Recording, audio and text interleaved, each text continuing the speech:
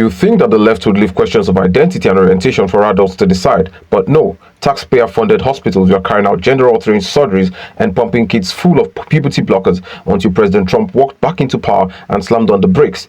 And now his new laws have sparked a firestorm and the backlash is explosive. But wait until you hear what Caroline Levitt just said about it, so stick around and make sure you hit the subscribe button right now.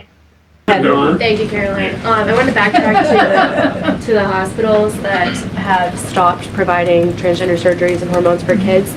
On this front, does that have anything to do with the DOJ's subpoenas last week? Should we expect any more hospitals be shutting down their programs?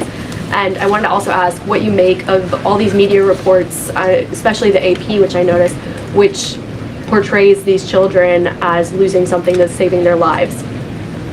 Yes, I think the president spoke a lot about this issue, which is a political issue, but also really a cultural issue that impacts children and families. He talked about it a lot on the campaign, and I think he was quite surprised by the uptick we were seeing in the embracement by the Democrat Party when it comes to the chemical castration and mutilation of young innocent bodies. And so the president made it a very early priority to sign very strong executive orders to cut off the funding for any hospital or any medical facility in this country that provides such barbaric procedures. And as a result of that strong policy and the president's strong common sense position on this issue, we've had such an overwhelming response, which is great for children in Arizona. Phoenix Children's Hospital has stopped providing puberty blockers and hormone therapy to minors. In California, Stanford Medicine ended sex change surgeries for minors. Children's Hospital Los Angeles is closing its Center for Trans Youth Health and Development